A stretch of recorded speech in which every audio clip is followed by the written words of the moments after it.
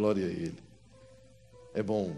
Mas abre comigo a sua Bíblia, por favor, no Evangelho de João, de onde a gente parou.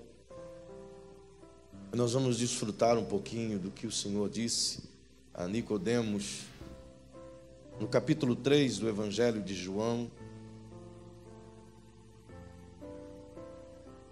E o verso 3, depois vamos partir para o verso 14, diz assim: Jesus respondeu: em verdade te digo, que quem não nascer de novo não pode ver o reino de Deus. Verso 14, assim como Moisés levantou a serpente no deserto, da mesma forma importa que o Filho do Homem seja levantado, para que todo aquele que nele crê tenha a vida eterna. Porque Deus amou o mundo de tal maneira que deu seu Filho unigênito, para que todo aquele que nele crê não pereça, mas tenha a vida eterna. Porque Deus enviou o seu Filho ao mundo, não para que condenasse o mundo, mas para que o mundo fosse salvo por ele. Quem nele crê não é condenado, mas quem não crê já está condenado, porque não crê no nome do unigênito Filho de Deus. Amém. Nós trabalhamos convosco já algumas vezes essas temáticas que considero de vital importância a gente salientar aquilo que estamos falando sobre viver o reino de Deus. E é uma sequência maravilhosa porque tratamos aqui do presente da salvação. E eu considero esse assunto de extrema valia, justamente porque ele define o nosso futuro.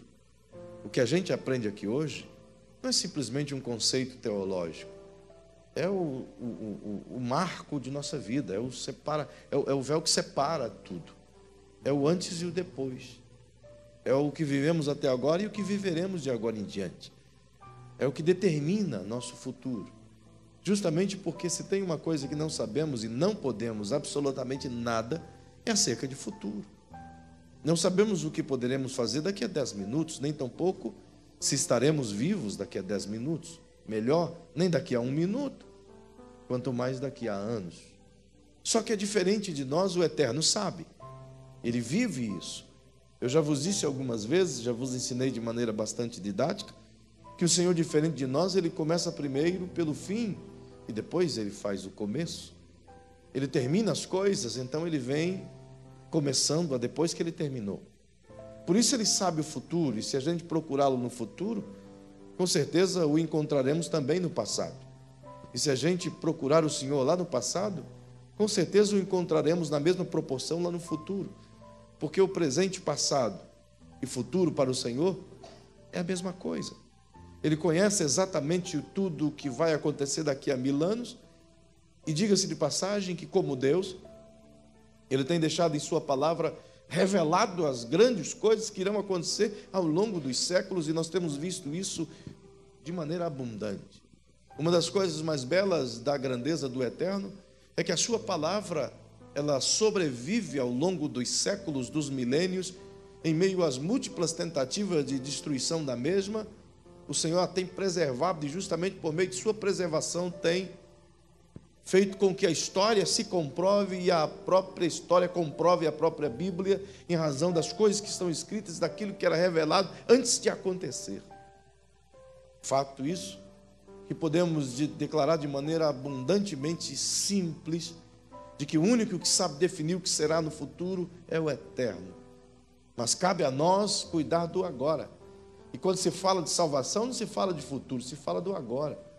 Quando se fala de salvação, não se trata do passado, porque ninguém é salvo pelo passado, apenas agora.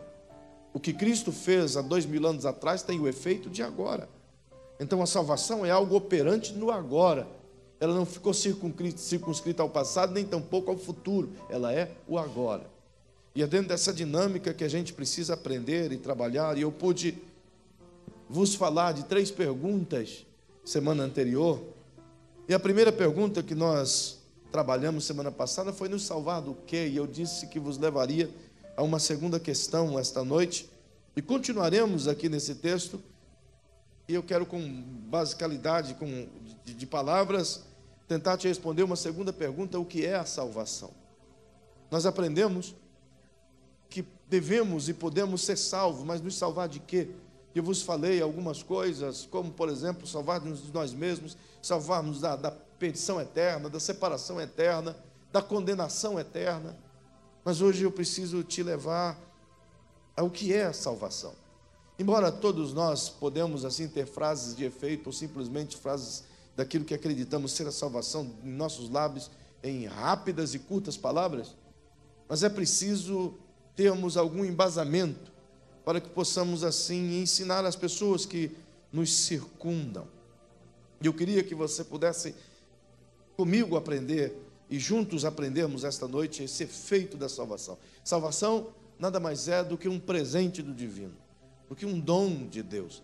Você encontra isso, se você quiser anotar na sua Bíblia, até para você mostrar para as pessoas, na carta do apóstolo Paulo aos Efésios, no capítulo 2, o versículo 8, o apóstolo Paulo diz que a salvação não vem das obras para que ninguém se glorie, mas ela é um dom de Deus, é um presente de Deus. É Deus bondosamente que nos oferece isso. Quando a Bíblia diz que ela é um dom, que ela é um presente, é portanto um favor imerecido. É aquilo que a gente não merece, pelo que não merecemos, Deus ainda assim nos fez pelo seu constante e poderoso amor. Quando você escuta as palavras do apóstolo Paulo, lá no livro de Romanos, no capítulo 6, o versículo 23, ele diz que o salário do pecado é a morte, mas que o dom gratuito de Deus é a vida eterna, a salvação, portanto, o estar em Cristo, portanto. Isso para nós é um privilégio, porque nenhum de nós aqui conseguiria, por melhor que fosse, com mais esforço que fizesse, alcançar a salvação em Cristo Jesus. Portanto, em primeiro momento, essa resposta dessa segunda pergunta, aliás, dessa noite, é exatamente que salvação nada mais é do que um presente. Então, todos aqui têm a oportunidade de receber tal presente. E eu descubro na própria palavra que, além de ser um presente, diga para quem está ao seu lado, salvação é uma nova identidade. É como se nós recebêssemos um novo passaporte, entende? Uma nova identidade. É como se nós deixássemos de fato e verdade a vida que vivíamos para trás e pudéssemos receber um novo nome, uma nova característica, uma nova identidade, um novo jeito de viver. Essa é a ideia de salvação. Eu acho isso muito interessante. E eu gosto do que a Bíblia fala sobre essas coisas. Perceba que o apóstolo João, quando ele fala sobre isso, lá no capítulo 1 do seu livro, e o versículo 12, se você quiser, você olha aí na sua Bíblia. Hoje a gente, como disse, estamos em tela, mas ele diz assim: mas a todos os que receberam, àqueles que creem no seu nome, deu-lhes o poder de serem feitos filhos de Deus. Filhos nascidos não do sangue, nem da vontade da carne, nem da vontade do homem, mas de Deus. Que declaração mais poderosa de João. Ele está dizendo que antes, de forma alguma, poderíamos ter esse acesso, esse privilégio. E tínhamos uma identidade definida. A Bíblia nos chama em alguns momentos de criaturas, de perdidos, de ímpios. Mas agora, quando cremos no Cristo e recebemos-lo como nosso Salvador, então de imediato é como se pudéssemos entrar em uma cápsula de transformação e saíssemos dali de dentro com um novo formato, com uma nova identidade, com uma nova genética, e não de carne, mas espiritual. Percebo, portanto, que o próprio João está dizendo que é um privilégio ter uma nova identidade, que é a partir da salvação que isso acontece em nós. Então diga para quem está pertinho de você: mais do que dizer que sou salvo, é admitir que eu sou filho de Deus. E isso tem um peso tão grande na nossa vida, irmão, porque quando a gente acredita que somos filhos de Deus e que Ele nos fez seus filhos, então as nossas posturas e as nossas atitudes, elas passam a ter um rumo diferenciado a partir daquilo que cremos e não a partir daquilo que dissemos que cremos. Se cremos de verdade, inclusive as nossas atitudes deixam de ser de pessoa de fora para ser de pessoa de dentro de casa. A gente deixa de viver como um ímpio, como um pecador, como um distanciado do eterno, para viver como filho dele.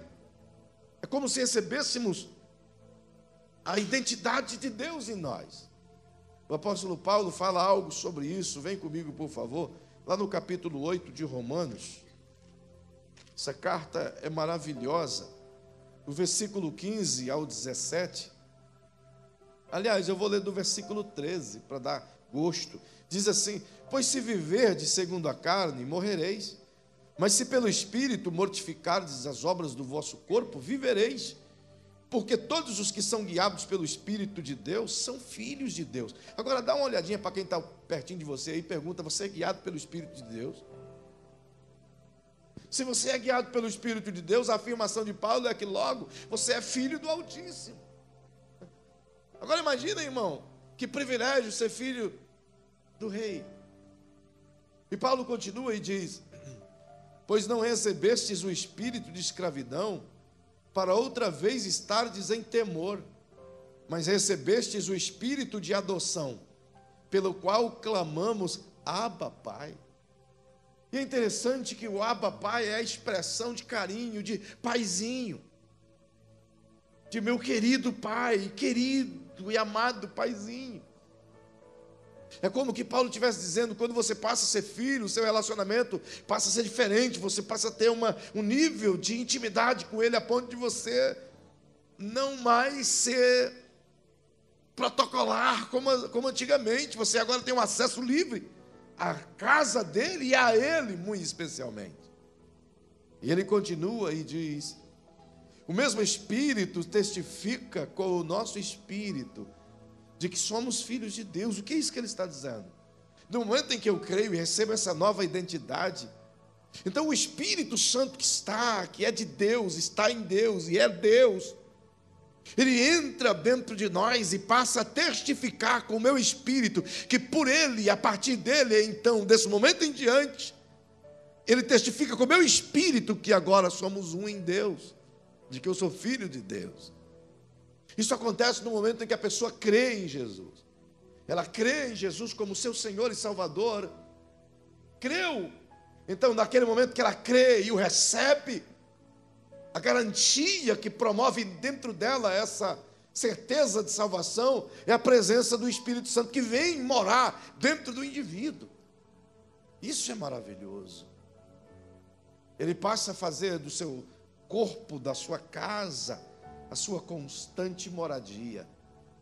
O mesmo João, mas escrevendo à igreja de modo geral, lá na sua primeira carta, vem comigo por favor, na primeira de João, no capítulo 3, é maravilhoso esse capítulo, do versículo 1 ao 3, e esse capítulo ele intitula de Os Filhos de Deus.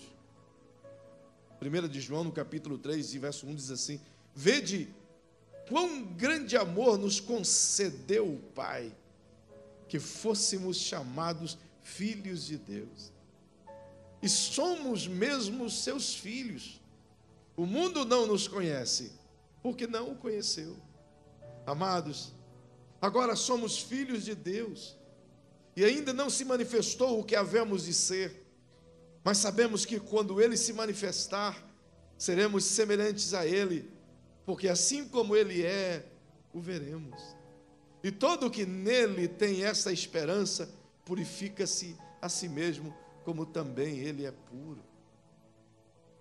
João dá-nos traços dessa nova identidade, porque a partir da vivência do Espírito em nós, as nossas atitudes têm que ser modificadas. Se alguém diz: eu recebi a Cristo como meu Salvador, mas as práticas não mudou, então desculpe, ele não recebeu. Porque a presença do Espírito Santo morando aqui dentro, ele vai promover um efeito no meu espírito, na minha consciência, de me dizer: está errado o que você está fazendo, o que você está vivendo. Você se sente incomodado com isso. Quantos de nós aqui que quando recebeu a Jesus, e aí ninguém te disse que não podia fazer tal coisa, mas você sentiu que não era para fazer, porque o Espírito estava testificando dentro de você: isso não agrada ao Pai. É uma ligação com Ele. E essa ligação com Ele faz com que a gente tenha consciência daquilo que agrada e daquilo que não o agrada. É por isso que o apóstolo Paulo fala que o nosso culto racional passa pela transformação da nossa mentalidade, da nossa maneira de pensar, justamente porque é por meio disso que conseguimos entender qual é a perfeita, boa e agradável vontade de Deus, através de uma vida relacional. Então, quando a gente crê em Cristo, O Espírito Santo acha brecha, lugar, porta aberta, para vir dentro da minha casa e limpar tudo isso aqui. Ele tira tudo que não pertence ao divino. Ele vai varrendo a casa, vai tirando a sujeira. Até porque, para ele habitar, ele mesmo é que faz o processo da limpeza. É por isso que Jesus orou em João, no capítulo 17, o verso 17, ele diz: Pai, santifica-os na tua palavra. A tua palavra é a verdade. Ele estava dizendo: o Espírito Santo vai purificar você, vai limpar você. E é isso que ele faz dentro de nós, para gerar uma nova identidade. Então as pessoas passam a olhar para nós e dizem: não, você não é a mesma pessoa. Quantos de nós temos esse testemunho de vida? Nossa, como você está diferente. Né? Não é estar mais careca, não está mais gordo, não. Nossa, você está mais bonito, está mais com um semblante diferente. Aí você enche a alma de alegria e diz: é Jesus aqui dentro.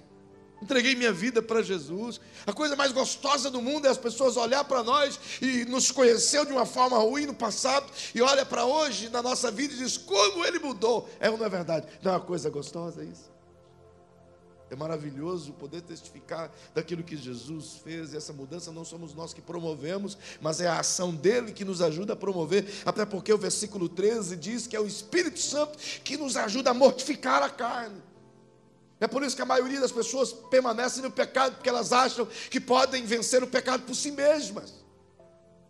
Sem o Espírito Santo, jamais a gente consegue santificar a nós mesmos ou mortificar a carne, irmão. A salvação nos dá esse presente.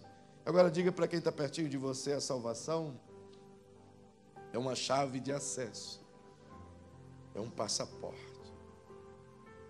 Para mim é como se ela abrisse um cofre. A salvação é como se Deus desse a você um cartão de crédito ilimitado para você ir no shopping divino e pegar tudo aquilo que você quer. Há um salmo muito lindo que a minha alma me recorda. Você pode olhar comigo se você quiser, o Salmo 103. Olha que salmo maravilhoso, uma canção. Já cantamos tantas vezes essa canção. Eu não me canso de dizê-lo. E ele diz: bendize, ó minha alma, ao Senhor. E não te esqueças de nenhum dos seus benefícios. É Ele quem perdoa as tuas iniquidades. Que é Ele que sara todas as tuas enfermidades. É quem redime a tua vida da perdição e te coroa de amor e de compaixão. Quem enche a tua boca de bens, de sorte que a tua mocidade se renova como a da águia. Aleluia. É de fato para você glorificar comigo, porque aquele que recebe o Cristo, ele passa como que pela fonte da juventude. O seu semblante modifica, seus olhos ficam mais tenros, seus lábios mostram sorrisos. É algo extremamente maravilhoso. Paulo, quando nos fala desse passaporte, nos revela de forma tão gloriosa. E eu gosto de pensar nisso a partir do que Jesus disse. Quando você nasce de novo, tudo é diferente. Se você vai lá no que Paulo diz aos Efésios, no capítulo 1, ele está dizendo que a partir daquilo que Jesus disse de um novo nascimento, essa dinâmica de salvação nos traz um benefício inigualável, pois o versículo 3 de Efésios 1 diz: bendito seja o Deus e Pai de nosso Senhor Jesus Cristo, o qual nos abençoou com todas as bênçãos celestiais, nas regiões celestiais em Cristo. Que lindo, não é? Ele está dizendo assim, a salvação abriu para você uma porta infinita de valores absolutos da divindade. Toda a riqueza do reino de Deus está à sua disposição com a chave de acesso da salvação. Que privilégio! O versículo 4, ele serve como instrumento de muitas discussões teológicas, mas eu não estou aqui para discutir nada teologicamente, até porque não sou digno de tal coisa e nem capaz disso, mas estou aqui simplesmente para te mostrar o pensamento do divino, e pelo menos aquilo que o texto diz. E o verso 4 diz: pois nos elegeu nele antes da fundação do mundo, para sermos santos e irrepreensíveis diante dele em amor. Ele fala da bendita eleição, que é um processo da salvação. E as pessoas tratam a eleição dos cristãos, ou daquele que está em Cristo, como algo divinamente feito, e de fato é, mas que faz com que o homem, uma vez eleito, ele pode se fazer o que quiser, andar como quiser, viver como quiser, mas que a partir de então sua vida está guardada para toda a eternidade. Significa, portanto, que Deus escolheu uns para ir para o céu e outros para ir para o inferno. E essa escolha passa do que eles chamam de predestinação. E quando na verdade Deus não está predestinando ninguém, em absoluto. Quando a gente chama isso de predestinação, segundo os conceitos calvinistas ou do que alguns creem, é mais fácil dizer então predeterminação. Como quem diz, Deus determinou quem deve ser salvo e quem deve ser condenado. Então, que tipo de amor rouba-lhe o direito de escolher? Que tipo de amor lhe rouba uma livre escolha de pecar ou não? Isso faz com que, nessa crença, nessa ideia, os eleitos, eles possam viver a vida inteira na miséria, até matar, roubar, destruir, mas são eleitos. Então um dia de um jeito ou de outro vai ser salvo, e são muitíssimo enganados, até porque o apóstolo Paulo diz que ele nos elegeu nele antes da fundação do mundo, isto é, como ele é onisciente, onipresente, ele é presciente. Que significa presciência divina, significa que ele sabe exatamente o que vai acontecer antes que as coisas aconteçam. Você quer saber? Ele sabe que horas você vai espirrar amanhã, se é que você vai espirrar. E quando a Bíblia fala de sua presciência, está dizendo que lá na eternidade, quando eu e você ainda não existia, ele já sabia quais seriam aqueles que iriam aceitá-lo, iriam viver por seu amor, iriam, portanto, ser salvos. É por isso que você encontra Pedro definindo isso na primeira carta de Pedro. Que coisa maravilhosa o Pedrão faz. Ele diz assim, 1 Pedro, capítulo 1, versículo 1. Pedro, apóstolo de Jesus Cristo, aos estrangeiros da dispersão, portanto a todos nós, no Ponto, na Galácia, na Capadócia, na Ásia e na Bitínia, eleitos, segundo a presciência de Deus Pai. Eleitos, segundo o saber antecipado de Deus, segundo o que Deus sabe quem vai estar com ele ou não. Ele não diz segundo a predeterminação do divino, mas ele diz segundo a presciência do divino.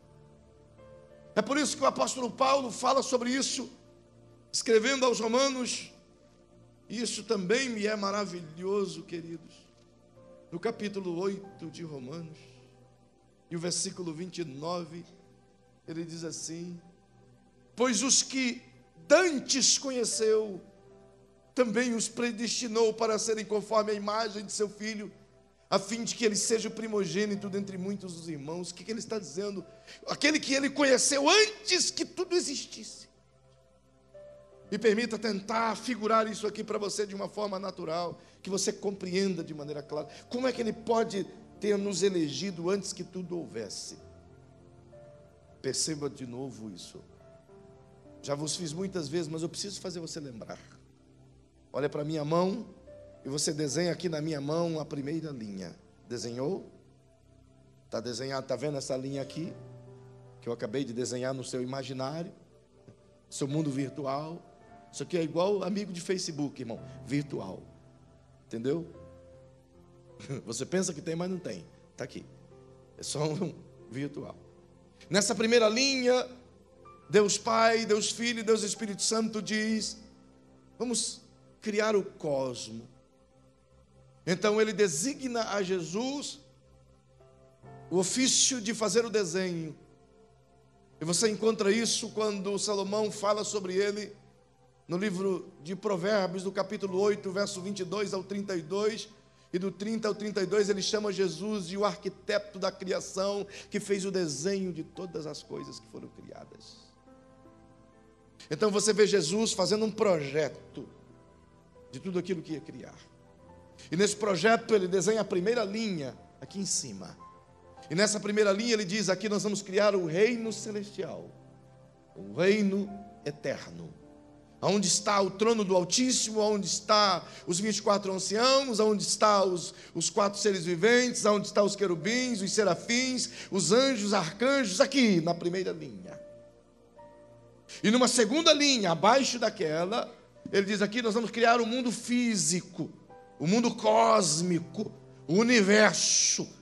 E nesse universo nós vamos colocar a Via Láctea, e a ciência diz que tem mais de 200 milhões de Via Lácteas. E nessa nossa, diz, vamos colocar aqui um sol e os planetas aqui. Que está feito, está aqui os anjos adorando ao Pai só no desenho. E aqui está o formato de todo o cosmo nessa segunda linha. É um desenho. E Jesus diz, nesse primeiro desenho, aqui em cima, nessa primeira linha, tem um ser que ainda não nasceu, que nós iremos criar, que é perfeito em unidade, é um anjo de luz. Esse ser, por ele ser tão belo e por ter direito de escolha, por olhar para si mesmo, ele vai se apaixonar por si mesmo, e vai criar o orgulho dentro dele, vai querer ser grande. Nessa linha aqui, ele vai criar iniquidade aqui em cima, problema aqui em cima, e ele vai ser debilitado, ele vai cair nessa outra linha aqui embaixo, e tudo aquilo que a gente construir aqui no mundo físico, ele vai atrapalhar. É um desenho. Ele é um arquiteto. Apresentando a divindade, ele simplesmente poderia ter dito: mas eu vou pegar minha borracha divina, vou apagar essa parte aqui, e vou fazer essa linha perfeita, sem que esse ser tenha condições de se rebelar e amar a si mesmo. E isso não vai atrapalhar a nossa criação terrena. Mas por que ele não faz isso?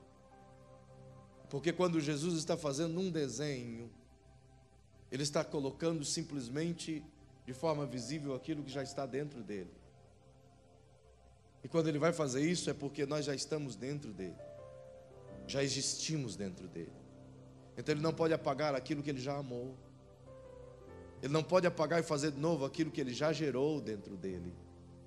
É por isso que a Bíblia diz que todos vieram de Deus e voltarão para Deus. Quando nada existia, nós existíamos dentro dele. Ele te criou na eternidade dentro dele. É por isso que vos disse no domingo, enquanto pregava aqui, nós lemos do capítulo 13, versículo 8 em diante, onde o cordeiro que foi morto antes da fundação do mundo. Como pode ser isso? É que nesse desenho ele diz: eu vou resolver o problema aqui. Eu os amo, por isso eu não posso apagá-los e fazer de novo. Mas eu vou me doar aqui nesse desenho, eu vou descer e vou consertar o problema desse indivíduo. Isso é amor. A salvação não foi gerada na cruz do Calvário, a salvação foi gerada lá na eternidade, quando eu e você era apenas a ideia de Deus. Foi nesse tempo que ele nos elegeu, nesse tempo que ele nos escolheu, nesse tempo que ele, sabendo que iríamos aceitá-lo, disse: esses são meus.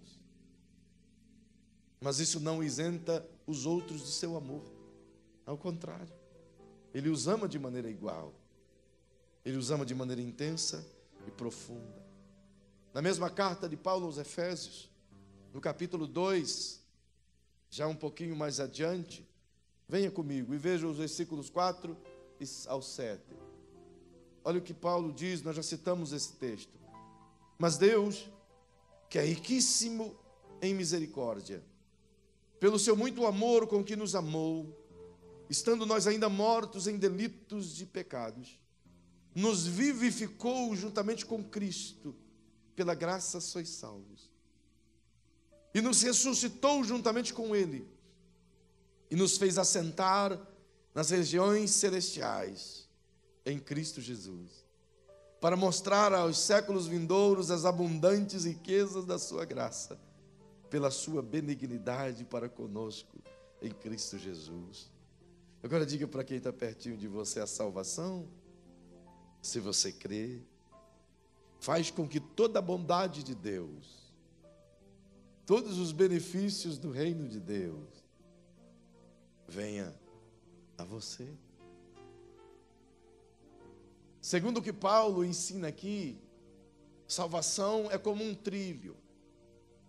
E nesse trilho Deus une dois eixos: graça e misericórdia. Diga comigo: graça é o favor divino de nos colocar em um lugar onde não merecíamos estar. Repete isso, por favor. Graça é o favor divino em nos colocar em um lugar onde não merecíamos estar. E o que é misericórdia? Diga: misericórdia é a bondade divina de nos tirar do lugar em que merecíamos estar. Onde a gente merecia estar, como disse Jesus, condenados. Mas a misericórdia nos tirou de lá, onde não poderíamos estar, nas regiões celestiais, assentados como filho de Deus, mas a graça nos colocou lá. Aleluia. Bendito seja o nome majestoso de Jesus. Como se obtém isso, esse privilégio maravilhoso? Bem, o apóstolo Paulo dá uma resposta muito clara sobre isso. Está em Romanos, no capítulo 10, e o verso 8. Quase todos vocês lembram esse texto, acredito, de cor e salteado. É maravilhoso o que Paulo diz. Ele fala sobre a salvação, mas a partir de um princípio fundamental que a gente precisa estabelecer. Ele diz: mas que diz? A palavra está junto de ti, está na tua boca, está no teu coração. Pois se com o teu coração creres que Deus ressuscitou Jesus dentre os mortos, serás salvo. E se com a tua boca confessares que Ele é o Senhor de sua vida, então serás salvo. Pois com o coração se crê para a justiça, mas com a boca se confessa para a salvação. Então aqui está um efeito que a gente precisa compreender, um efeito duplo da ação do Espírito em nós. Ele convence-nos do pecado, da justiça e do juízo. É a ação do Espírito que faz isso. Nenhum de nós consegue convencer um ao outro de nossas mazelas humanas. E se nós convencermos, as pessoas caminham conosco até uma altura e depois saem fora. Porque o convencimento é parte inerente ao Espírito Santo. É Ele que faz isso, através de nós. Através de nossa pregação, de nossa fala, de nosso testemunho pessoal. Então Ele trabalha nas pessoas mediante a nossa intercessão por estas.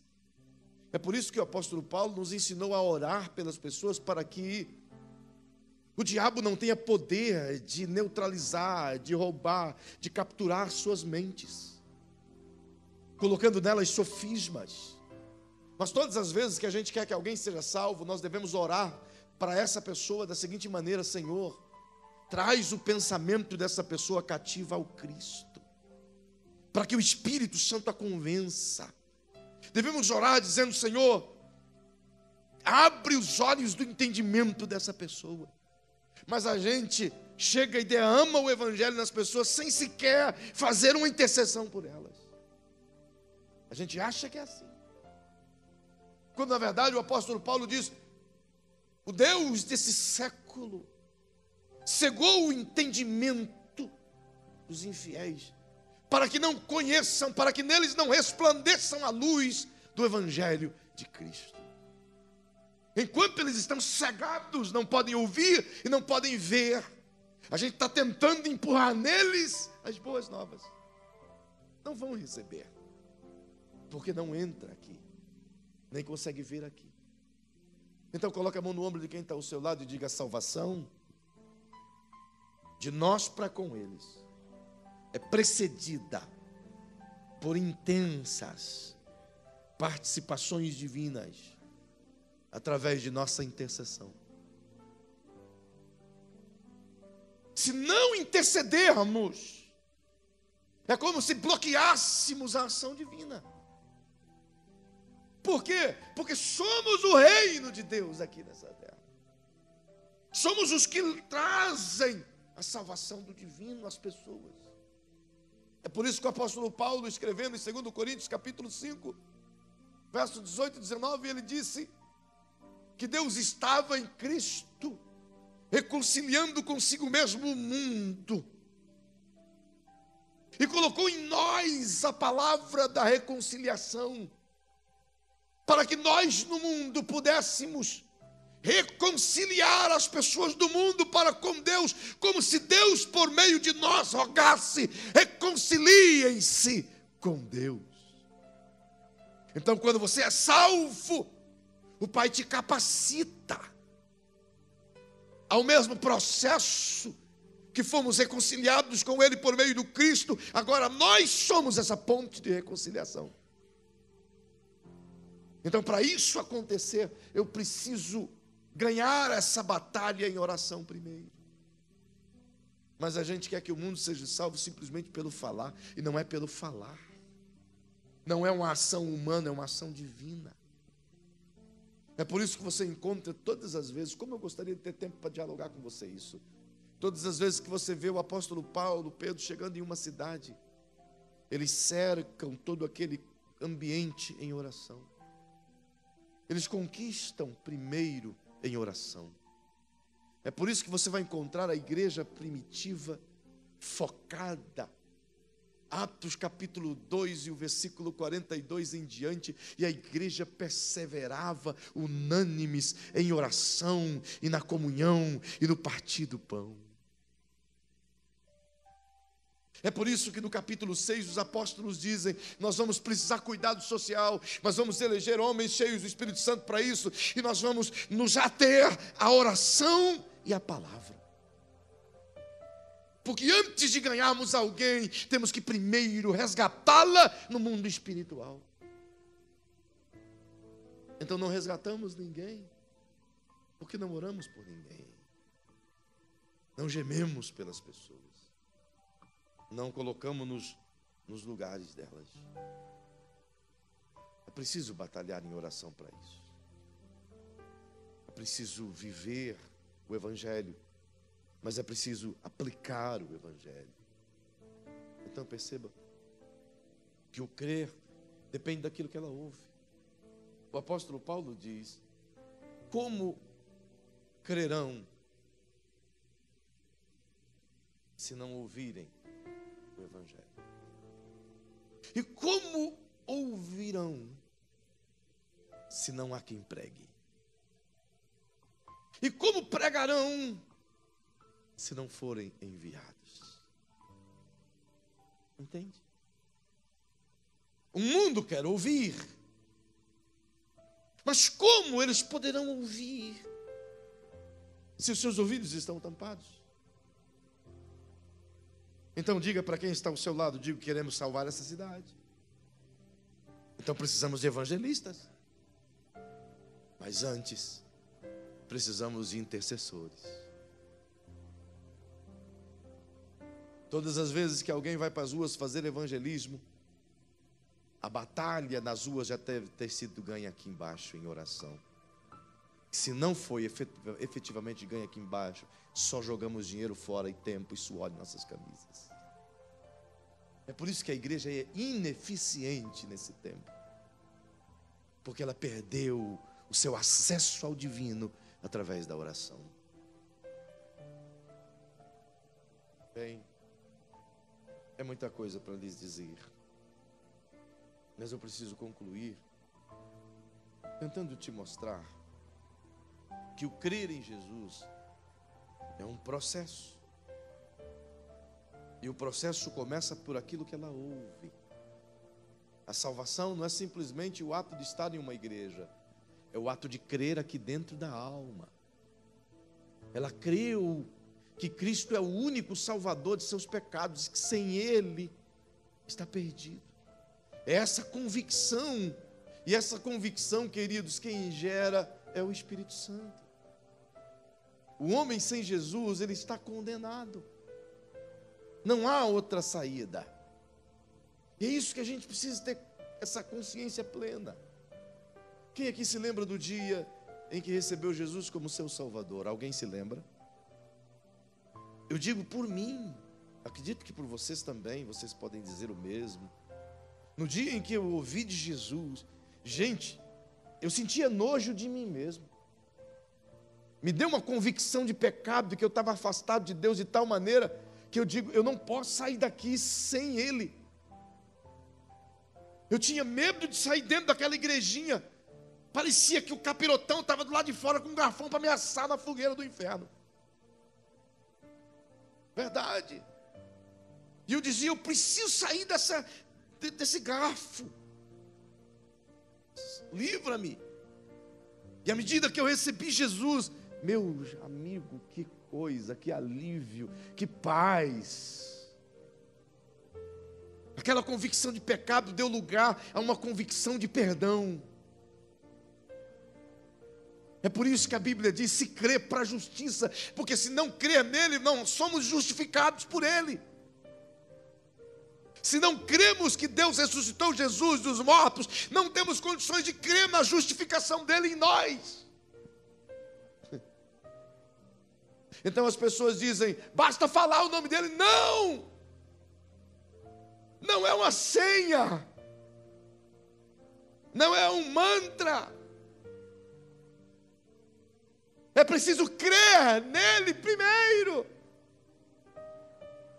Não basta dizer Jesus, se o coração não creu nele como Senhor. Entende, gente? Se não creu, não resolve. Isso é muito importante. Porque às vezes a gente acha que chamar alguém aqui na frente simplesmente e orar por ela é o suficiente. Mas se ela não gerar aqui dentro uma convicção de pecado, de que agora ela precisa de Jesus mesmo, não tem salvação. Porque disse Jesus, não creu no unigênito Filho de Deus. É Jesus quem disse isso. E a condenação é essa: não creram no unigênito Filho de Deus. Entenda, deixa eu terminar, porque disse que eu preciso ser breve, né? João, nesse mesmo livro que estamos trabalhando, lá no capítulo 1, volta lá, verso 16. Oh, Jesus, Lord. Da sua plenitude, todos nós recebemos graça sobre graça. Pois a lei foi dada por intermédio de Moisés, e a graça e a verdade vieram por meio de Jesus Cristo. Ninguém viu a Deus, mas o Deus unigênito, que está ao lado do Pai, é quem o revelou. O que quero dizer com isso para você e para mim?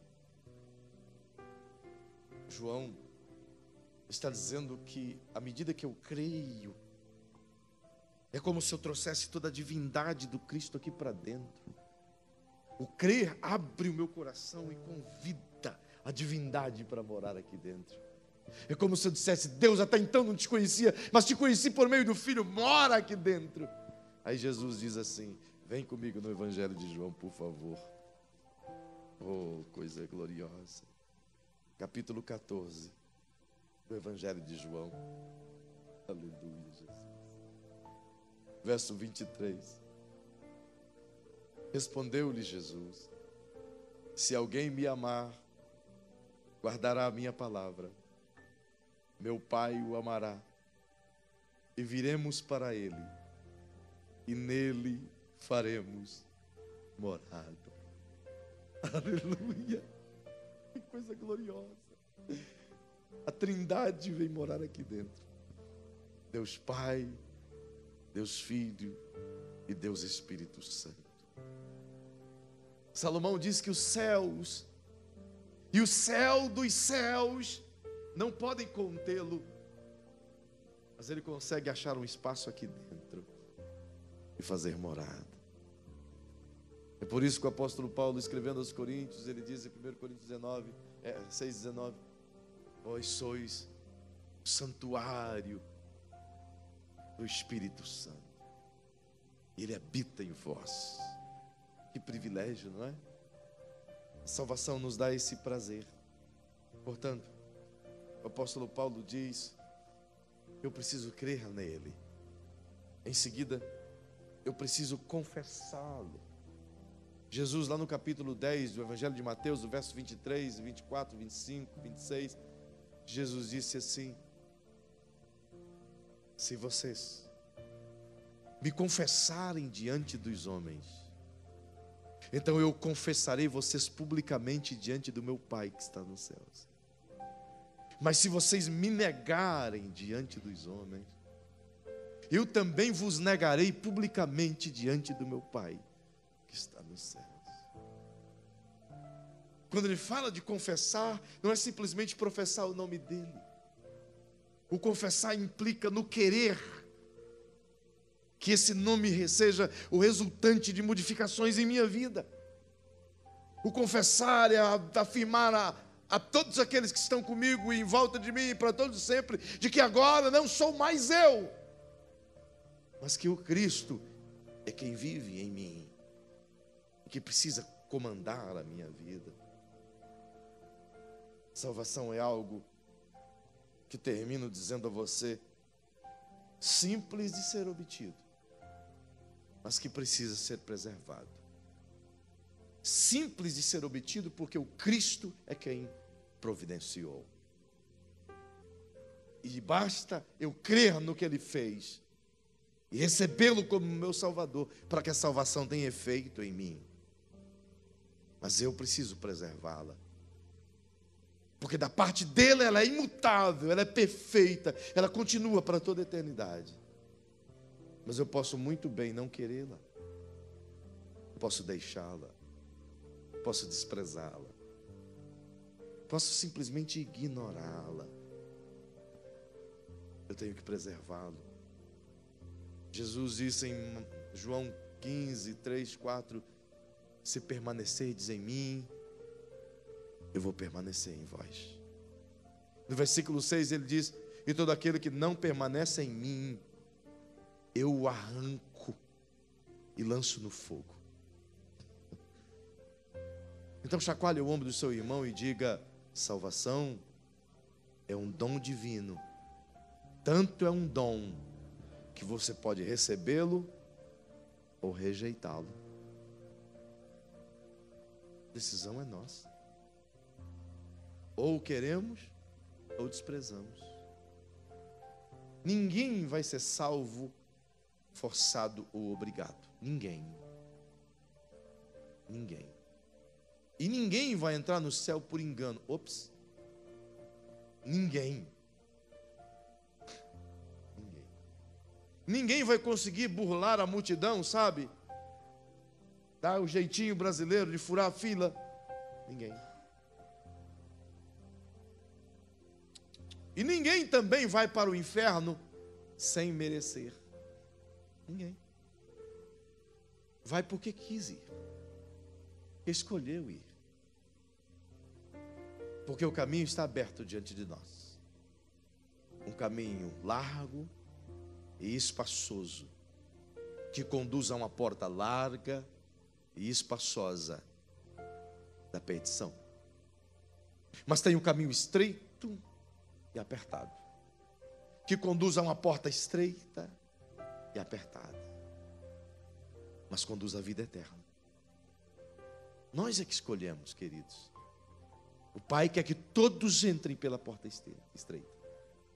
É por isso que ele disse a Timóteo que o desejo de Deus é que todos os homens venham ao arrependimento e conheçam o Cristo, o seu Filho unigênito. Mas é uma escolha minha. O inferno não foi feito para nós. Foi feito para o diabo e seus anjos. Mas aqueles que optam por andar nos conselhos do diabo e seus anjos, o seu destino também será o inferno. Por isso eu quero convidar a você essa noite a pensar comigo. E eu concluo e peço a você ficar em pé em nome de Jesus. Se você tiver dúvidas quanto à sua salvação, hoje aqui, eu sugiro que você fale com Jesus e diga: Senhor, não posso sair daqui com dúvidas. Por quê? Porque você não sabe se vai aguentar chegar em casa. Você não sabe se vai terminar a tua vida hoje. Não sabes. Então precisamos ter a consciência plena de que o hoje é um momento aceitável para a salvação. O escritor aos Hebreus diz: como podemos negligenciar tão grande salvação?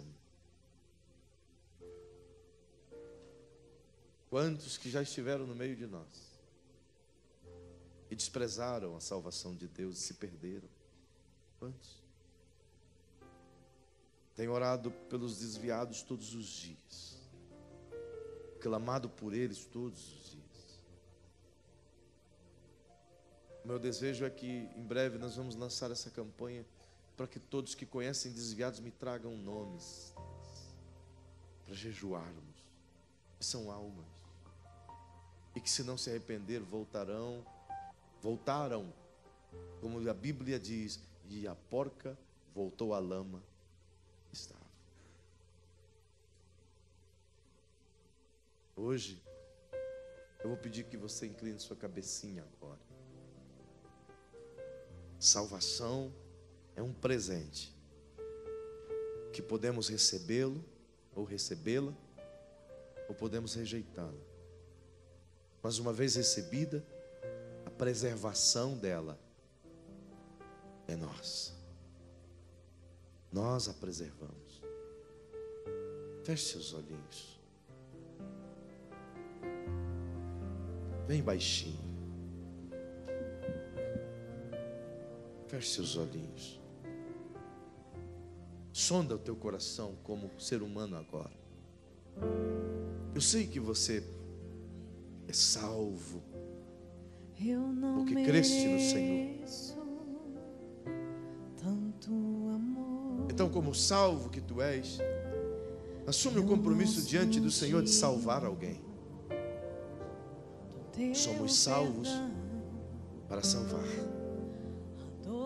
Fomos alcançados para alcançar. Fomos reconciliados para reconciliar. Recebeste um presente para presentear. Em o nome de Jesus. A salvação é o perdão de todos os nossos pecados. E a garantia de que estaremos agora guardados pelo sangue de Jesus, livres da condenação eterna. E como faço? Crê no Senhor Jesus e recebe Ele como seu Senhor e Salvador. Entrega a sua vida a Ele. E a partir de hoje, uma nova vida é ministrada em você pelo Espírito Santo. Se houver alguém aqui esta noite que queira entregar a sua vida ao Senhor Jesus e recebê-lo como seu Senhor, crendo nele como seu Salvador. Se houver alguém aqui esta noite assim, que queira hoje Jesus, sabe que não dá para ficar sem Ele, eu vou te convidar a você simplesmente, ainda que esteja com os olhinhos fechados, com a cabecinha baixada, você simplesmente vai levantar uma de suas mãozinhas ao céu. Se houver alguém aqui essa noite que olhando para dentro de si mesmo diz: eu preciso receber Jesus como meu Senhor e Salvador. Preciso me reconciliar com Ele. Se houver, onde você estiver, levante uma de suas mãos, aí mesmo onde você está. Oh, glória a Jesus. Há mais alguém? Há mais alguém aqui esta noite que diz: eu quero e eu não vou perder. Mais alguém? Eu louvo a Deus por esse jovem que está recebendo Jesus agora. O inferno está perdendo o direito sobre a vida dele agora. O diabo está perdendo a autoridade sobre a vida dele agora.